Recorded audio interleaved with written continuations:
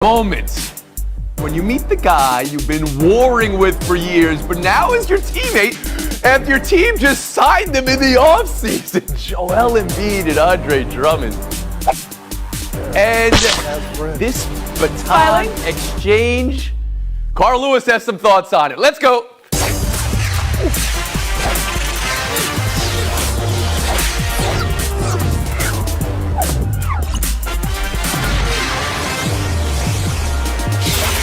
Total embarrassment. Apparently, when a 10-time Olympic medalist who is really qualified to talk not just about the track, but the field aspect as well as a gold medalist in both sprinting and in the long jump, when he offers these critiques, and it's not just the words that he used, it's the specific critiques too. Like, why are you having guys who are not used to running the curve in the 200, running the curved part of the relays? So when Carl Lewis speaks on this topic, you need to listen, and I think all of his criticisms are valid, and I think we need to go even beyond and look at the leadership structure of USA Track and Field. Why is this continuing to happen? Why are we having these shortcoming performances from the American men in the American men in these Olympics did not win gold in the some of the feature races that they have seen gold before, as you just alluded to, Jay, the 100, 110 hurdles and everything. Woody Page, I'll bring you in here. Yes, we haven't even won this event since 2000, and we got eliminated then because of a doping charge. I just think that you have to pay attention to Carl Lewis on everything about track and field. Just don't pay attention to him on the national anthem or throwing out a first pitch. Thank he you, needs Woody. to practice himself more often. But here's the problem. The other countries are practicing this with a team year-round, every day. And Iverson was wrong about practicing track and field. We don't even put our teams together until the qualification goes before the Olympics. And having watched this since the 80s, I've always written about this, that we need to actually have teams, even if they might be a little bit slower. If they have the quality of teamwork to do it, you want to use them. It's like these guys have never seen each other before they're handing off the baton. Ramona Shelburne, is it, I mean, they didn't make the final, but is it total national embarrassment like Carl Lewis is putting out there? You think so? Yeah. I mean, all four guys who ran there can run 10 flat in the 100, and that should be enough to get you into the final. I think some of this is what you were talking about, Jay, and where we didn't know what the team was even going to be. Like, where's Noah Lyles? He's a 200 runner. Were they saving him for the final? I mean, that's, if you don't know who's going to be in your team until a day or two before the race, then it's really hard to develop any sort of teamwork. But this is just hubris. I mean, we have such a great team. Our 4th through 8th runners could probably win a medal here. They could put those guys who don't qualify who are not the top 4. They can make that the relay team and they'd probably win. But some of this, honestly, is just when you have the best team, and we say this all the time in USA basketball, when you have the best team and the most talent, you sort of think they'll find their way to it. They'll run their way to it throughout their prelims and the qualifying rounds, and that just didn't happen here. Is that exceptionalism, or I mean, is that now based in reality, or is it just based in an old book that the U.S. dominates everything, Ramona?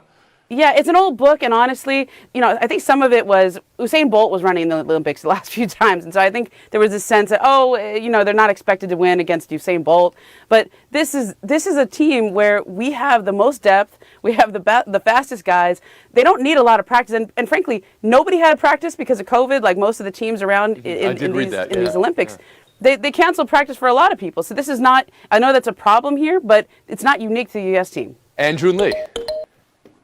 Yeah, I think it is time to start to move past this idea of American exceptionalism, because I think the rest of the world from a physical standpoint is caught up, and I think that's true across sports. I was just trying to put myself in the shoes of a lot of these runners in this situation, and imagine putting yourself out there and getting nationally embarrassed just from something that you've trained for your entire life. And then you go on Twitter, and then your childhood hero, Carl Lewis, is just skewering you. That's like if after the show, I went to Twitter and checked and found out that Oprah was watching the show and said that the show was unentertaining and that all of our takes were incoherent and just it was boring to watch. I would be excited that Oprah watched. It must have been just demoralizing for that to happen. June Lee is here. Okay, thank you for that, June. It's been an entire Olympics of the U.S. super team being tested in ways they typically haven't, right? I mean, let's talk about this. U.S. women's national soccer was dealt that loss in the semifinal. To come back and play after that crusher with a lot of energy. Win bronze today is something. U.S. women's water polo team, among the most dominant teams in any sport. They had a rare loss early. Today, a comeback win has them playing for gold Saturday. Women's basketball is rolling now. Asia Wilson, Breanna Stewart on another level. And men's basketball. After all the Sturm und Drang in the gold medal game versus France this weekend, today's win was over Australia. It was by 19. But again, the final score was not exactly how the game played out. USA down at the half, storming back, and again, it was Kevin Durant. Jay, we change our evaluations of this team daily. Where are they now? They're in a good place, and an interesting development, the fact that Kevin Durant referenced Greg Popovich and something Pop told them, that you had to have strong faces through adversity. And that's always a telltale sign to me when players are quoting their coach. And I think they're starting to get some buy-in now that they've had some time with Popovich. And I know you can't show the highlights because of rights issues, but really the only clip you need to see is the old clip of Kevin Durant saying, "I'm Kevin Durant." That was the story of the game in the second half. Yep. Scoring at will and playing great defense, too. So if you're getting that Kevin Durant, if he's not getting in foul trouble, as he did the first time that they played France in these Olympics, then Team USA will be okay. It all seems to be coming together. Woody Page? For them. It's a perfect scenario as far as I'm concerned. You're playing against the one team that beat you and they come back around. You know that finally the USA is going to be motivated, I think, for a game in the Olympics. Having watched them for a long time, they always get off to slow starts in games because they know that the opposition is not really that good. And so now they found out that the world has caught up with them and that they're going to have a situation where they have to improve, and that's what happened. Those guys got there late. They had to change the team. They finally worked into a situation where they play together well. They're adding exactly the dimension they need to do, and I think this is, you say, where are they now? They're 13 hours ahead of us now, and they're getting ready for a game that they're going to blow out France the second time around. Where they are now is 13 hours ahead of us. I'm just going to push back at something. I know we're talking about the exceptionalism and the super teams and the rest of the world is caught up. I don't particularly like that phrase. I mean, what just happened with the track team? They couldn't handle the baton. That's not the world catching up. I mean, that's a team not coming up big in the big spot. The U.S. women's national soccer team had 9 goals disallowed. Megan Rapinoe's talking about balls bouncing off shin guards. Ramona, with this team specifically, they've had tough shooting starts and better finishes. Are they now in the form that you expect them to be in?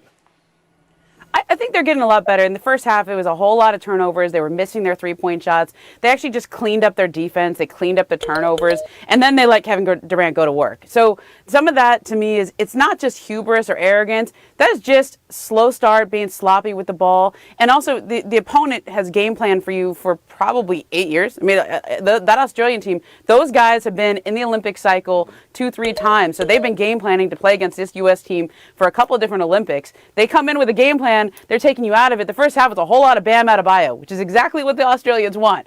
Finally, Pop goes in at halftime and says, hey, we need to make this a Kevin Durant game. And that's exactly what they did. So I think they're coming together as a team. The bigger issue, Tone, is whether they can build a program off of this. And I'm going to give them a rain check on this because this was a very strange last 2 years. They weren't able to build in the Sure, and the NBA season finished hours before the Olympics started. June Lee, last word on this. Correct. Yeah, I mean, there was obviously a lot of concern when this Team USA was coming together a couple weeks ago in regards to whether or not they would be able to compete at the Olympics. And I don't think it was American exceptionalism that was kind of driving this arrogance that USA basketball come together. It was Kevin Durant exceptionalism. The fact that he is a 7-foot-plus dude who plays like a point guard. He's one of the best basketball players in the world. Like, that is the reason why this team, why I was personally not worried that this team would be able to perform at the Olympics, because they have Kevin Durant, and Kevin Durant is better than anyone else who's playing in the Olympics. Why be worried about Team USA basketball when you can be worried about Oprah Winfrey watching you for your takes and judging you from afar? All right, this next story. LeBron, he deleted the tweet everybody on planet Earth saw already. Can you do that after it's already out there? It's like when the judge says to the jury, disregard the statement from the defendant admitting guilt. Yeah, all right, I heard it, okay? LeBron wants to stick it to everybody that called the Lakers old. Ramona, did LeBron really need to delete it? And are you all right with him posting it to begin with? I'm actually fine with him deleting it. He did this a couple years ago when he did the Wash King hashtag. Nobody actually called him the Wash King. he just kind of made that up. I don't remember anybody saying that, and he just put that out there. So I like this for LeBron, though, because it shows me that, like, last year didn't sit well with him, and he's going to be really motivated going into this. Everything I hear out of Lakerland is that LeBron, AD, and Russell Westbrook are really excited to be playing together. We'll see how long that lasts. But it should be fun, and I'm fine with him deleting it because that's about the retweets. So, you know, when you try to retweet him, it says this tweet has been deleted, it kind of cuts down on that. June, to delete the tweet that you proudly tweeted, what did you think of LeBron?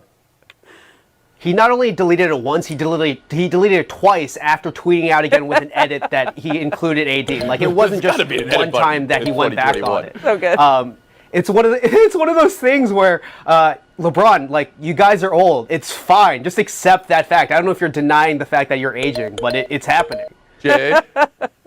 Yeah, Ramona, unlike the Watch King when nobody actually said that, yes, everyone actually said that this is the oldest roster because it is. Anthony Davis misses games because he has. Russell Westbrook's style doesn't necessarily work because it has in the playoffs. All these things are true. However, it's also true that you can do something about it on the court. So I'm glad that LeBron deleted this because this battle will be fought in the NBA season next year, not on Twitter. And he can do something about it. Oh, it'll be fought on both, Jay. Don't worry about that. Woody Page, how about you?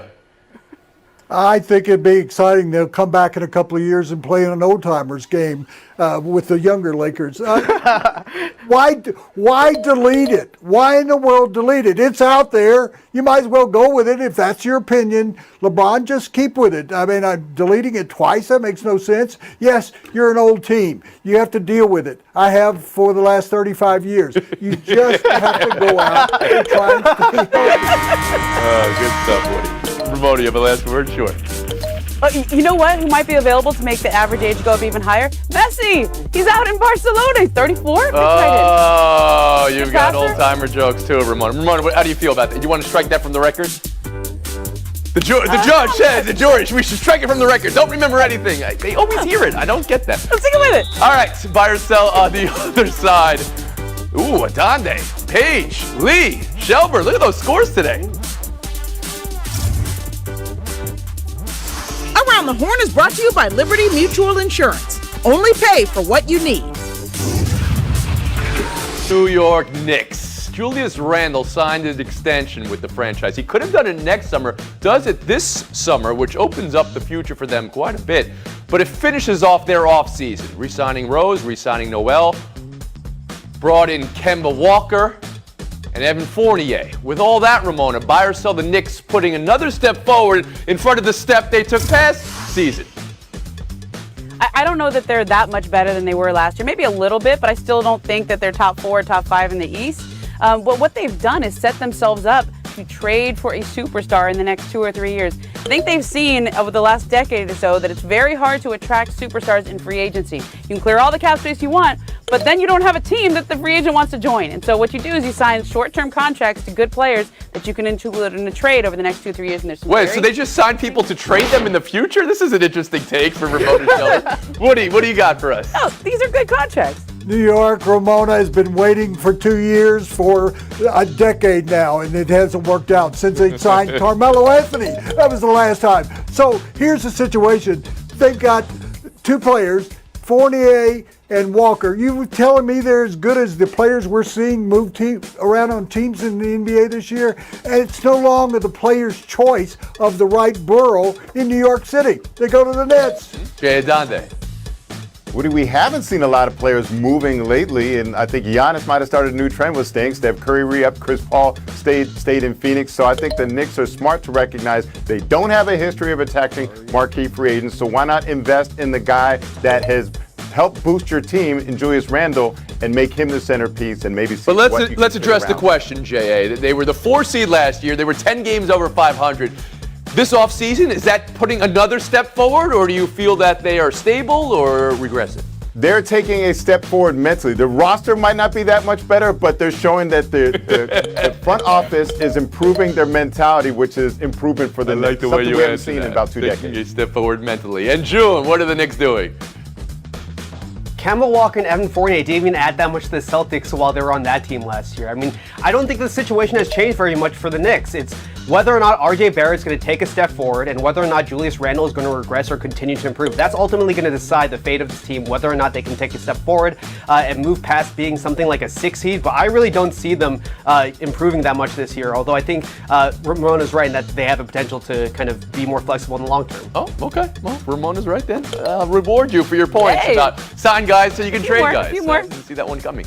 Buy or sell two. Steelers, Cowboys tonight, the first preseason game of the NFL season. No Roethlisberger, no Prescott. First look at Najee Harris maybe in Pittsburgh backfield, and first look at Micah Parsons for Dallas, the hyped up linebacker.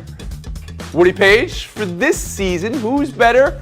Who do you expect more out of? And can you learn anything tonight in preseason game one? Well, I chose to go to Canton this weekend, and I'm passing on this game because I don't think I'm going to see anything, any starting quarterbacks or 2 Super Bowl teams. I picked Dallas to win the division because it's so awful, and I picked Pittsburgh to be a wild card team because that division is good. But I expect Pittsburgh to go farther because they've got the number 1 defense in the league. Okay, so you like Pittsburgh's defense, but you don't even care about this game. You're not traveling there to see it. So J.A. Donne, maybe I'll turn my attention to you here on what we might see tonight. I think we could have learned something if we'd seen Dak Prescott against live bodies, which we haven't in a while. But I think we should have learned by now not to buy into the hype of Parsons or any other player on the Cowboys. And I think we can learn to believe in that this team is good when Roethlisberger, the Steelers are a good team when Roethlisberger's healthy. He looks healthier than he's ever been. So I have higher expectations for the Steelers, having drafted for the need in running back, than I do for the Cowboys, who are perpetually mediocre and let you down. June Lee. Yeah, I mean, so much of the fate of the Cowboys this year depends on whether or not Dak Prescott is going to be able to bounce back from that injury and whether or not they're going to be able to build off of that. But it's also Ben Roethlisberger walking into camp and basically being in the quote-unquote best shape of his life, which is obviously a trading cliche. But that is raising the expectations of this team that was really, really good last year. So I think it's going to be completely dependent on whether or not Roethlisberger is going to be able to really live up to him coming into better shape. Well, they were really, really good, and then they were not really, really good. Woody, there might be a chance for you. Hold on a second. Ramona Shelburne. But you're not interested in the quarterback battle behind Dak Prescott, QB2? No, Woody. Like Cowboys are 6-10 last year. I mean, this is the team that has Super Bowl sites every single year. We're not going to learn anything until we see Dak against live bodies, which we won't see until the regular season. But I'm going to be watching because it's football, and we always watch. Woody, I'll give you a last word here. You want to rally back? You want to come back? Come on now. Give me something.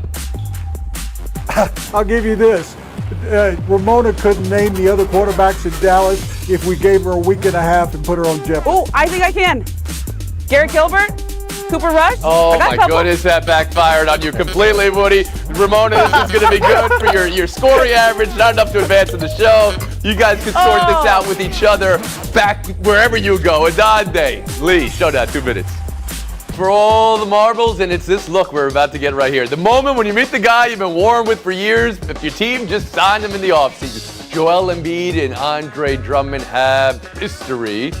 J.A., does that meeting make you think everything is going to be okay between these two? They'll be fine. Calling somebody a hashtag bum on social media isn't as bad as when Dennis Rodman shoved Scottie Pippen into the basket stanchion and they worked out fine, won 3 championships together with the Bulls. This partnering will work out. Okay, June. The old Kelly Clarkson lyric, "What doesn't kill you make you stronger." I think it can bring them closer together if they can get over the gaps in their relationship. The old Kelly Clarkson lyric. I mean, June Lee, you're showing your age a little bit. Oprah might not consider that one a great take. Point game, FaceTime J.A. Donde. You know, I first became aware of Allison Felix in 2003 when her and LeBron James were named the Gatorade Boys and Girls High School Athletes of the Year. And here we are all these years later, and they still are near the top of their professions. LeBron won the 2020 NBA championship. Here is Allison Felix competing in the 2020 Olympics. She'll be going out in the 400-meter finals at about 8:30 a.m. tomorrow. So one last chance to watch her, and we're running out of chances to watch LeBron James as well. We should enjoy these while we still have them. 2 great champions who have done it for a long period of time. Thank you for that, J.A. Donde. Good one, Jay. Mama strength coming out there with Allison Felix. Woody, you have something? You want to ask some more trivia questions to Ramona so it can blow up right in your face? You want to ask June who Kelly Clarkson is? My day, thank you. Yeah. June, when that Kelly Clarkson song came out, you were probably about 16, so maybe you have to take that back. This way. I was in middle school.